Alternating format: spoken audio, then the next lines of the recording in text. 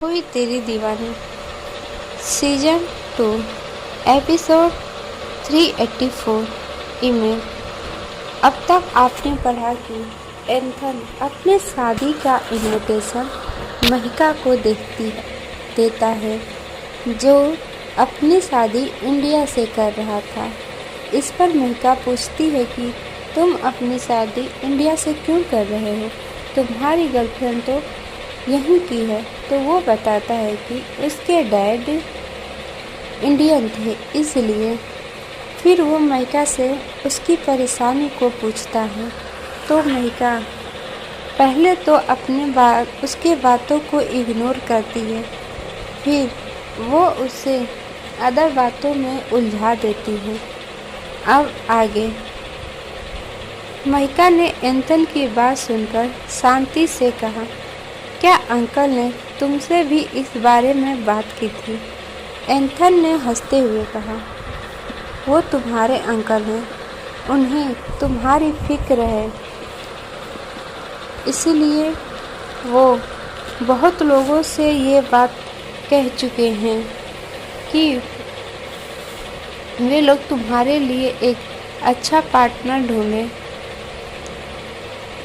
कुछ तो तुम्हें घमंडी खड़ूस लड़की मानते हैं, तो तुम्हें उन लोगों की परवाह करने की ज़रूरत नहीं है। तो कुछ लोग तुमसे डरते हैं, तो कुछ तुमसे मिलने के लिए एक्साइटेड है। एंथन की बात सुनकर महिमा बस मुस्कुरा दी।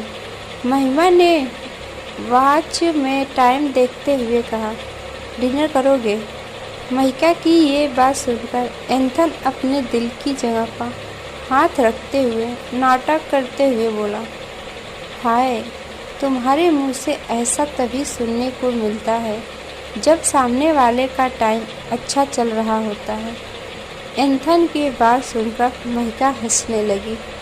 एंथन ने महिका की मुस्कान देखते हुए कहा, हमेशा ऐसे ही रहा करो, और ये डिनर उधार रहा, अगली बार इस डिनर को करेंगे। फिर वो उठते हुए बोला, और हाँ, शादी में ज़रूर आना है, सबको बता देना। वैसे तो मैंने सबको ईमेल कर दिया है। ये सुनकर महिमा ने उसे देखते हुए कहा, ईमेल? एंथन ने हंसते हुए कहा, हाँ, एक तुम ही हो जिसको मैं खुद इनविटेशन देने आया हूँ। महिका ने बस सर हिला दिया। एंथन ने महिका को साइड हग किया और वहाँ से चला गया। कुछ देर बाद डिनर करने के बाद महिका के रूम में महिका अपने रूम में थी और वो बालकनी में बैठी थी। उसके रूम की बालकनी बहुत बड़ी थी और उसका रूम भी काफ़ी आलीशान था। आखिर महिका सिंह का जो था। महिका लैपटॉप में अपना काम कर रही थी और साथ ही साथ कॉफ़ी भी पी रही थी। तभी तेज़ी से हवाएं चलने लगी। हवाओं का रुख कहीं और था और अचानक से हवाओं का रुख बदल चुका था। ये देखकर महिका अपना काम छोड़कर सामने मौजूद जगमगाते हुए शहर को देखने लगी।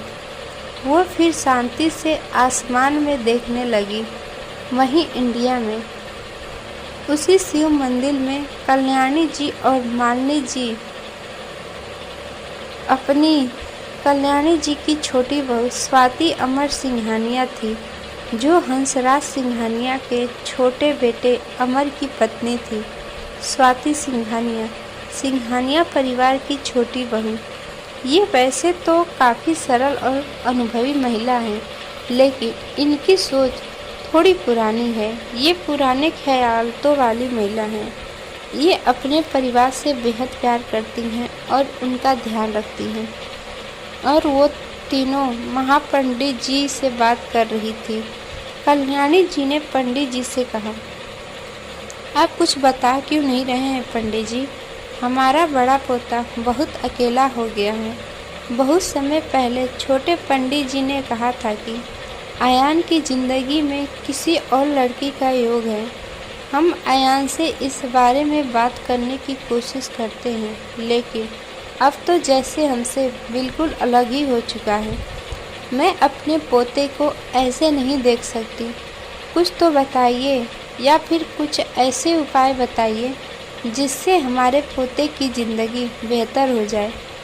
पंडित जी ने मुस्कुराकर कहा, माताजी, हम उसके बारे में क्या उपाय बताएं? जिसकी किस्मत लिखी जा चुकी है, उसे वही मिलेगा जो उसकी किस्मत में लिखा होगा। मालिनी जी ने कहा, पंडित जी, हम यही तो जानना चाह रहे हैं कि क्या लिखा है मेरे बेटे की ज़िंदगी में। पंडित जी ने हंसते हुए कहा, हम ये कैसे बता सकते हैं मिसेस सिंघानिया, हम भगवान के भक्त हैं, हम किसी का भविष्य नहीं बता सकते। और जैसा कि आप जानती ही हैं, जो जैसा करेगा उसे वैसा ही मिलेगा। मालिनी जी ने उदास होकर कहा, जब से वो समय बीता है, मेरा बेटा पूरी तरह से बदल गया है। वो पहले भी ऐसा ही था, लेकिन इतना कठोर नहीं था जितना अब हो गया है कि इतने समय में एक बार भी अपने परिवार की याद नहीं आई। स्वाति ने मालिनी के हाथ पर हाथ रखते हुए कहा, दीदी, फिक्र मत कीजिए, सब ठीक हो जाएगा। कल्याणी जी ने पंडित जी से कहा, आपने कुछ तो देखा होगा अयान की कुंडली में। मुझे अयान की बहुत चिंता है। क्या अयान की शादी का योग है इस बार कोई? पंडित जी ने मुस्कुराते हुए कहा, शादी का योग तो तभी बन जाएगा जब आपका पोता शादी के लिए राजी हो जाएगा। ये सुनकर कल्याणी जी मायूस हो गई, जिसे देखकर पंडित जी ने कहा, आप फिक्र मत कीजिए माताजी, हम कुछ और देखते हैं और आपको बताते हैं। कल्याणी जी ने अपना सर हिलाया और वो स्वाति जी के साथ बाहर चली गई और मालिनी जी प्रसाद लेने के लिए रुक गई। मालिनी जी कुछ सोच रही थी, जिसे पंडित जी ने बखूबी भाप लिया। उन्होंने कहा, क्या बात है, आप किस बात को लेकर इतनी ज़्यादा परेशान हैं? मालिनी जी ने परेशानी से कहा, पंडित जी, जब से महका बेटा अयान की ज़िंदगी से गई हैं, तब से वो ऐसा हो गया है। क्या वो हमेशा ऐसा ही रहेगा? मैं जानती हूँ, जो भी हुआ, जैसा भी हुआ, उसमें माही बेटा की कोई गलती नहीं थी, लेकिन माँ माही बेटा को गलत समझती हैं। पंडित जी ने मालिनी जी से पूछा, आप क्या चाहती हैं कि वो कन्या आपके बेटे की ज़िंदगी में वापस आ जाए? मालिनी जी ने नम आंखों से पंडित जी को देखते हुए कहा, मैं बस ये चाहती हूँ कि मेरा बेटा हमेशा खुश रहे। उसने कभी किसी का बुरा नहीं किया, तो उसके साथ भी कभी बुरा ना हो। वो खुश रहने लगे और अपनी ज़िंदगी जीने लगे, जिसे वो जीना भूल चुका है।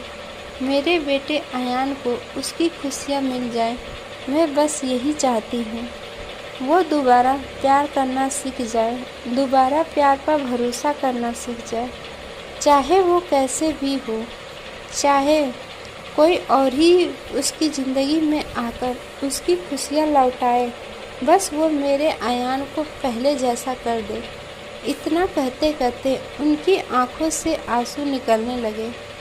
पंडित जी मुस्कुराते हुए कहे, बहुत प्यार है अपने बेटे से।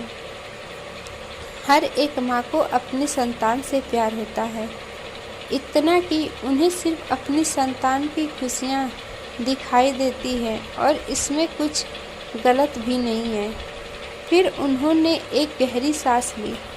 मालिनी जी उन्हें नमस्ते करके वहाँ से जाने लगी।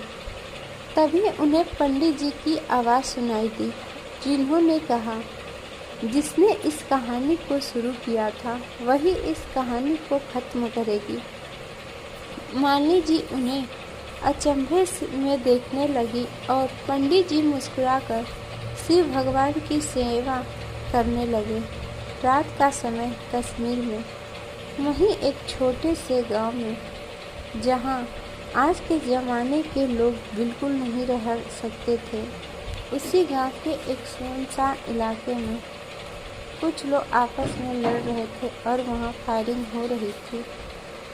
अब